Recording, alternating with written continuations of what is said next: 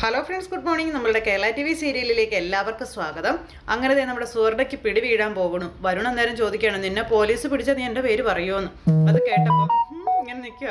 അപ്പോൾ ഒരിക്കലും എൻ്റെ പേര് പുറത്ത് വരരുതെന്ന് പറഞ്ഞു. എൻ്റെ ഭാവി ഇപ്പം നിൻ്റെ നാവിലാണെന്നുള്ള കാര്യം വരുൺ സുവർണയോട് പറഞ്ഞു. സുവർണ അതൊക്കെ കേട്ടിങ്ങനെ അമ്പരപ്പോട് കൂടി നിൽക്കുവാണ്. ഗോവിന്ദേട്ടനെ ഇല്ലാണ്ടാക്കാൻ ശ്രമിച്ചത് ഞാനാണെന്നെങ്ങാനും അമ്മ അറിഞ്ഞാൽ അതോടെ എൻ്റെ ജീവിതം അവിടെ തീരുമെന്നും പറഞ്ഞ് എന്നേക്കാൾ കൂടുതൽ ഗോവിന്ദേട്ടനെ സ്നേഹിക്കുന്ന അമ്മ എന്നെ കൈയൊഴിയുകയും ചെയ്യും. അറയ്ക്കൽ നിന്ന് എന്നെ അടിച്ചിറക്കുമെന്നുള്ള കാര്യവും പറയാം. അമ്മയുടെ ഏറ്റവും വലിയ ശത്രു പിന്നെ ഞാനായി മാറുമെന്നും പറഞ്ഞു. അതുകൊണ്ട് ഏതൊക്കെ രീതിയിൽ നിന്നെ ചോദ്യം ചെയ്താൽ നീ പിടിച്ചു നിൽക്കണമെന്ന് പറഞ്ഞു. അപ്പോൾ ഒരു തെളിവുകൾ വെച്ച് ചോദ്യം ചെയ്താൽ ഞാൻ എന്ത് ചെയ്യും? എനിക്ക് പിടിച്ചു നിൽക്കാൻ പറ്റില്ലെന്ന് സുവർണ. അത് കേട്ട് കഴിഞ്ഞപ്പോൾ എന്തൊക്കെ സംഭവിച്ചാൽ നീ പിടിച്ചു നിൽക്കണമെന്ന് പറഞ്ഞു. അപ്പോൾ ഈ സമയത്ത് അങ്ങോട്ടേക്ക് നമ്മുടെ അജാസ് വന്നു കഴിഞ്ഞപ്പോഴത്തേക്ക് രണ്ടെണ്ണങ്ങളോ കളം മാറ്റി ചവിട്ടുക. അപ്പോൾ നിൻ്റെ പേര് എന്തായാലും അവരവിടെ പറഞ്ഞാൽ അന്വേഷണം നിന്നിലേക്ക് എത്തുന്നതിന് മുൻപ് ഒരു കട്ടൗട്ട് നടക്കുമെന്നുള്ള കാര്യം പറയുകയാണ് സുവർണയോട് അജാസ് വന്നു. കട്ടൗട്ടോ? അതെന്താണെന്ന് ചോദിച്ചു വരുൺ. അതെ, ഇത്തരത്തിൽ പ്ലാൻ ചെയ്ത ഏതൊരു ക്രൈമിനും ഒരു ചെയിൻ ഉണ്ടാകും. ആ ചെയിൻ അന്വേഷിച്ച് വരും. ഏറ്റവും താഴത്തെ കണ്ണിയിലെത്തുമ്പോൾ മുകളിലെ കണ്ണി മുറിച്ച് മുകളിലുള്ളവർ സേഫ് ആകുന്ന ആ ഒരു സൂത്രവിദ്യ, അതാണ് കട്ടൗട്ട് എന്നുള്ള കാര്യം പറയുകയാണ് നമ്മുടെ അജാസ്. അത് കേട്ടപ്പോൾ സുവർണ ഇങ്ങനെ നോക്കിക്കൊണ്ട് ഇങ്ങനെ നിൽക്കുക. ഇവിടെ നീ എന്ന കണ്ണി മുറിച്ചാൽ വരുണും രാധികമ്മയും സേഫ് ആകും. അവിടെ നീ പെടും. നിന്നോട് ഞാൻ അന്നേ പറഞ്ഞതല്ലേന്ന് ചോദിച്ചു. നിന്നെ പെടുത്തിയിട്ട് ഇവർ രക്ഷപ്പെടുമെന്നും. നിനക്ക് കാര്യങ്ങൾ ഇപ്പം മനസ്സിലായുമെന്നും സുവർണയോട് ചോദിക്കുക. സുവർണ അതൊന്നും വിശ്വസിക്കാത്തൊരു മട്ടിൽ ഇങ്ങനെ നിൽക്കുക. പോയി പണി നോക്കുന്നുള്ള രീതിയിൽ കാര്യങ്ങളെല്ലാം അജാസു പറഞ്ഞു കൊടുത്തു. എന്തായാലും ആ ഒരു സംഭവം അവിടെ കഴിഞ്ഞു. ഇതെല്ലാം കഴിഞ്ഞതിന് ശേഷം പിന്നെ കാണിക്കുന്നത് അവിടെ ഭദ്രൻ്റെ വീട്ടിൽ ശമ്പള കുടിശ്ശിക കൊടുക്കാത്തത് കൊണ്ട് പണി മുടക്കി നിൽക്കുന്ന പണിക്കാരെയാണ്. പ്രിയ പറഞ്ഞു വിടുകയും ചെയ്തു. ഭദ്രനാണെങ്കിൽ പൈസ കൊടുക്കുന്നുമില്ല. അവർ നേരെ കട്ട അങ്ങ് വട്ടം കയറി ഉടക്കി ഇവരിങ്ങനെ നിൽക്കുക. അപ്പോൾ പ്രിയ പറഞ്ഞു, അച്ഛനും അമ്മയും അകത്തേക്ക് വരാൻ പറഞ്ഞു. ഒരു കാരണവശാലും ഇപ്പോൾ ഇവരകത്തേക്ക് വിടില്ല, ഞങ്ങളുടെ ശമ്പള കുടിശ്ശിക കിട്ടിയിട്ടേ വിടുകയുള്ളെന്ന് പറഞ്ഞു. അവിടെ ഭയങ്കര പ്രശ്നവും കാര്യങ്ങളും. അപ്പോൾ അങ്ങനെ ഇവർ ഭയങ്കര പ്രശ്നവും കാര്യങ്ങളായിട്ട് ഇങ്ങനെ നിൽക്കുക. പ്രിയ ആരാ പൊന്നുമോള് ഇടിവിട്ട് പണി തന്നെ കൊടുത്ത് നിർത്തിയേക്കാം രണ്ടിനെയും.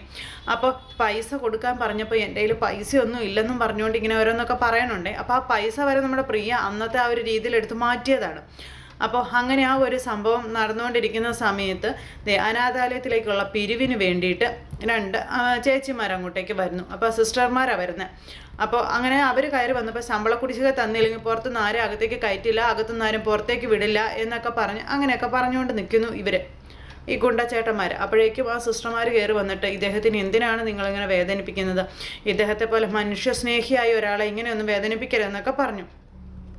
അപ്പോൾ അങ്ങനെ നിങ്ങളെന്താ ഇവിടെ വന്നേക്കുന്നതെന്ന് ചോദിച്ചപ്പോൾ ഞങ്ങൾ ഇവിടേക്ക് തന്നെ വന്നതാണെന്ന് പറഞ്ഞു സിസ്റ്റർ. അപ്പോൾ മദറെ ഇവരുടെ അടുത്ത് വന്നിട്ട് ഒരു കാര്യമില്ല, ഞങ്ങൾക്ക് ഇവർ ശമ്പളം തരാനുണ്ട്, കുറച്ച് ദിവസമായി കുടിശ്ശികയാണ് തരാമെന്ന് പറഞ്ഞു പറ്റിക്കുക, ഇവരുടെ കയ്യിൽ കാശില്ല, ഇതൊക്കെ ഇങ്ങനെയൊക്കെ പറഞ്ഞു ഓരോ കാര്യങ്ങളൊക്കെ പറഞ്ഞുകൊണ്ട് നിൽക്കുമ്പോൾ ഈ നിൽക്കുന്ന വ്യക്തി മഹാനാണ് എന്നൊക്കെ പറഞ്ഞുകൊണ്ട് ഇങ്ങനെ പറയണേ. അപ്പോൾ ഇവരിങ്ങനെ അമ്പരപ്പോട് കൂടി നോക്കുക കേട്ടോ, ഇത് എന്താ സംഭവം എന്നാ. 27 ലക്ഷം രൂപ ഇവർ ഞങ്ങൾക്ക് സംഭാവന തന്നു എന്നൊക്കെ പറഞ്ഞു. അത് കേട്ടപ്പോൾ ഭദ്രനും വിലാസിനെ അമ്പരപ്പോട് കൂടി നിൽക്കുക. കാരണം ഈ പൈസ എടുത്ത് സംഭാവന കൊടുത്തത് ആരാ? നമ്മുടെ പ്രിയ. പാവം, ഈ മണ്ടനും ഇതൊന്നും അറിയുന്നില്ല. 27 ലക്ഷം രൂപ സംഭാവന തന്നു. ഇത് എന്താ ഭദ്രേട്ട ഈ പറയുന്നതെന്ന് വിലാസിന് ഭദ്രനോട് ചോദിക്കുക. എന്ന് പറഞ്ഞു ഭദ്രൻ ഇങ്ങനെ നിൽക്കുന്നു.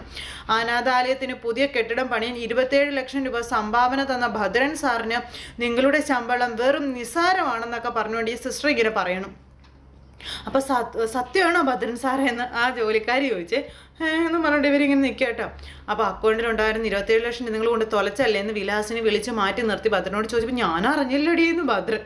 അന്നേരത്തേക്ക് ഓടി ഇറങ്ങി വിലാസിന് ചെന്നു. എന്നിട്ട് വിവരങ്ങളൊക്കെ ചോദിക്കുക. എപ്പോഴേക്കും അവരെല്ലാ കാര്യങ്ങളും പറഞ്ഞു.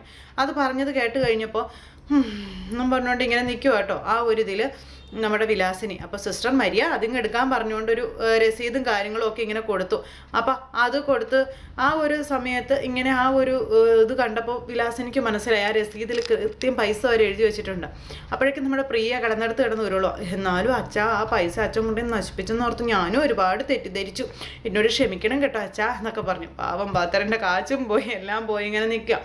അച്ഛനെ മനസ്സിലാക്കാൻ കഴിയാതെ പോയതിന് ഈ രസീത് വാങ്ങി ഈ മകളോട് ക്ഷമിക്കച്ചാ എന്ന് പറഞ്ഞുകൊണ്ട് പ്രിയ കിടന്ന് അഭിനയിക്കുന്നു. ഇത് മേടിച്ചിങ്ങനെ നോക്കിക്കൊണ്ട് ഭദ്രൻ ഇടപാട് തീർന്ന് ഇങ്ങനെ നിൽക്കുക നല്ല രസമായിട്ട്. ആ സമയത്ത് ഭദ്രൻ സാറിൻ്റെ ദൈവം അനുഗ്രഹിക്കും കേട്ടോ എന്നൊക്കെ അവർ പറയുമ്പോൾ എന്നൊക്കെ പറഞ്ഞ തലയാട്ടി പാവം ഭദ്രൻ.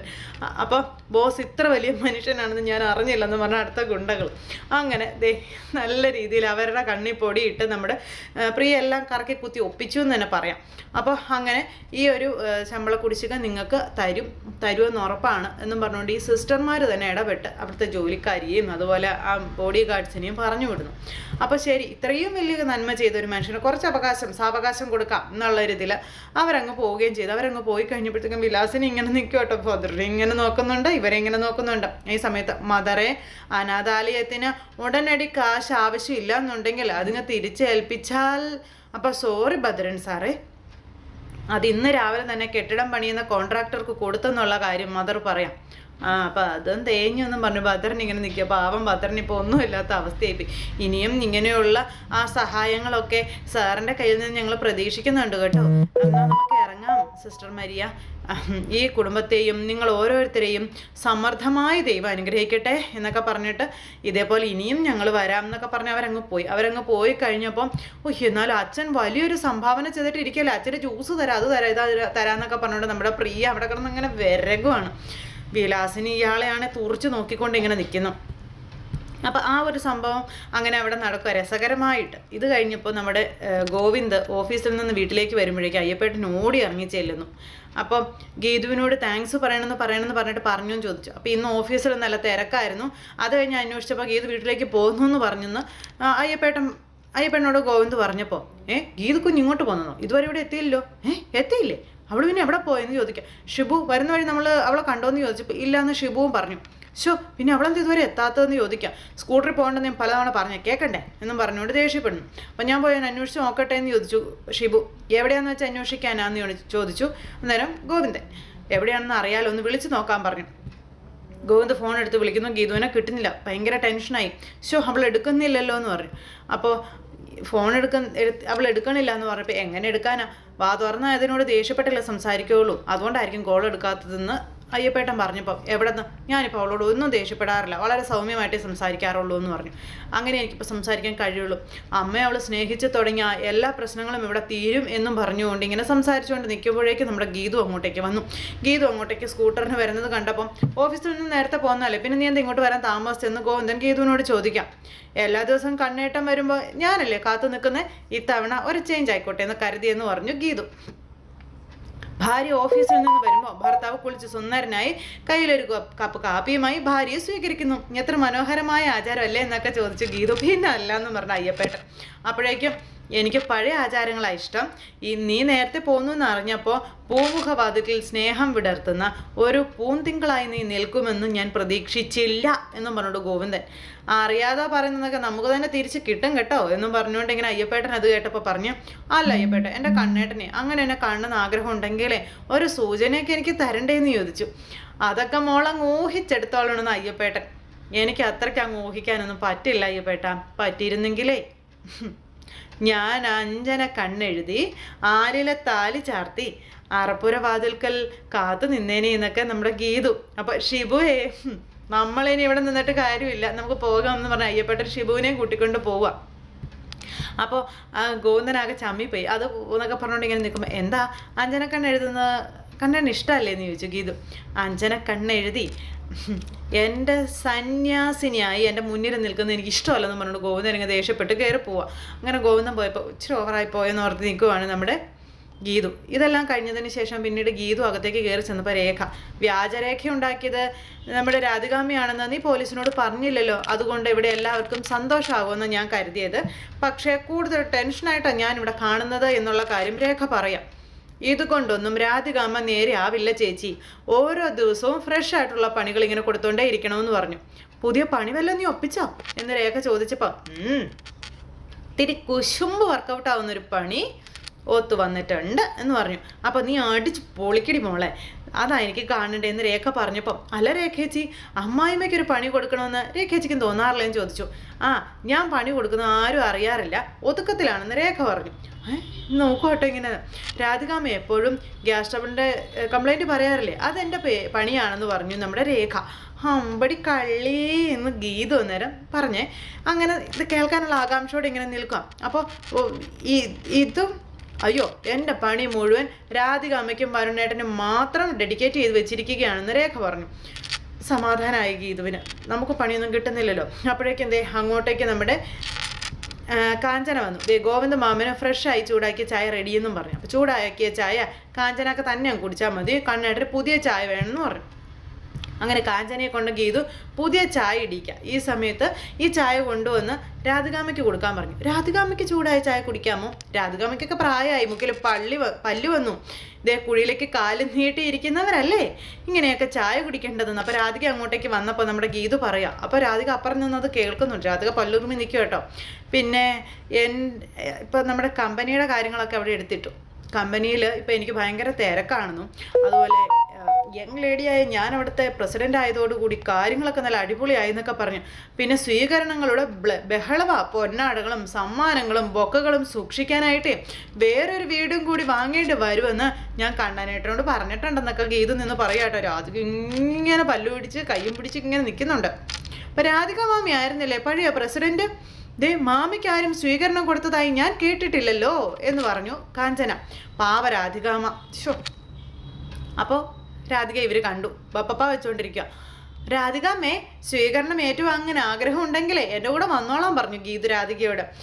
അതെ, മീഡിയാസിൽ ഫോട്ടോസും വീഡിയോസൊക്കെ വരും, ചുളിവിൽ കുറച്ച് പബ്ലിസിറ്റി അങ്ങ് അടിച്ചെടുക്കാമെന്നേ എന്നൊക്കെ ഗീതു പറഞ്ഞപ്പോഴും പല്ലുറമി അങ്ങോട്ടേക്ക് ചെന്നില്ലേ രാധികയ്ക്ക് കലി കയറിയിട്ട് എനിക്ക് നിൻ്റെ ഔദാര്യമൊന്നും വേണ്ടെന്നും പറഞ്ഞുകൊണ്ട് അങ്ങനെ അവിടെ കിടന്ന് വഴക്കായി. പിന്നെ ഞാൻ വിചാരിച്ചാൽ നിനക്കെതിരെ അവിശ്വാസ പ്രമേയം കൊണ്ടുവരാനും നിന്റെ പ്രസിഡന്റ് സ്ഥാനം തെറിപ്പിക്കാനും എനിക്ക് കഴിയുമെന്ന് പറഞ്ഞു രാധിക ഗീതുവിനോട്. നിന്നെ നാണം കെടുത്താത്തതേ കണ്ണനെ ഓർത്തിട്ട് മാത്രമാണെന്നൊക്കെ പറഞ്ഞപ്പോൾ കണ്ണേട്ടനെ ഓർത്ത് ഞാനും അമ്മയെ വെറുതെ വിട്ടിരിക്കുകയാണെന്ന് പറഞ്ഞു നമ്മുടെ ഗീതു. അതും പറഞ്ഞ് ഗീതു അവിടെ നിന്ന് പോയപ്പോൾ രാധിക ഇങ്ങനെ നോക്കി നിൽക്കും കേട്ടോ. അപ്പോൾ കാഞ്ചനെ എന്ന് പറഞ്ഞ് വിളിച്ചു. ഒന്ന് വന്നേ എന്ന് പറഞ്ഞുകൊണ്ട് വിളിച്ചപ്പോൾ കാഞ്ചന പിന്നാലെ വാല് പോലെ ചെല്ലുന്നു. അപ്പോൾ കൊണ്ടുവന്ന ചായ നമ്മുടെ കാഞ്ചന തന്നെ അങ്ങ് കുടിച്ചത് കണക്ക് രേഖ ഇങ്ങനെ എന്ന് പറഞ്ഞുകൊണ്ട് ഇങ്ങനെ നിൽക്കുകയാണ്. എന്തായാലും ആ ഒരു സംഭവം കഴിഞ്ഞു. അപ്പോൾ ഇതെല്ലാം കഴിഞ്ഞതിന് ശേഷം പിന്നീട് നമ്മുടെ കാഞ്ചനയെ വിളിച്ച് നിർത്തി ഈ രാധിക വിവരങ്ങളൊക്കെ ചോദിക്കുക. അപ്പോൾ ഗീതുവിന് കിട്ടുന്ന ആ ഒരു വലിയ അംഗീകാരം അത് രാധികയ്ക്ക് കിട്ടുന്ന ഏറ്റവും വലിയ തിരിച്ചടിയായിരിക്കും എന്ന് പറഞ്ഞുകൊണ്ട് ഇങ്ങനെ നിൽക്കുന്നു. അപ്പം അവർക്ക് ആ ഒരു വലിയ അംഗീകാരം കിട്ടുമ്പോൾ മാമി സന്തോഷിക്കല്ലേ വേണ്ടതെന്ന് ചോദിച്ചു കാഞ്ചന. അതിന് അവളല്ലേ എൻ്റെ ഏറ്റവും വലിയ ശത്രു, പിന്നെ ഞാൻ എങ്ങനെ സന്തോഷിക്കാനാ? എനിക്കത് സഹിക്കാൻ പറ്റുമോടി എന്നൊക്കെ ചോദിച്ചു. എങ്കിലേ മാമി അസോസിയേഷനിൽ വിളിച്ചു പറഞ്ഞു പരിപാടി ക്യാൻസൽ പറയാൻ പറഞ്ഞു കാഞ്ചന. അങ്ങനെ പറയുന്നത് എനിക്ക് നാണക്കേടാണെന്നും പറഞ്ഞു.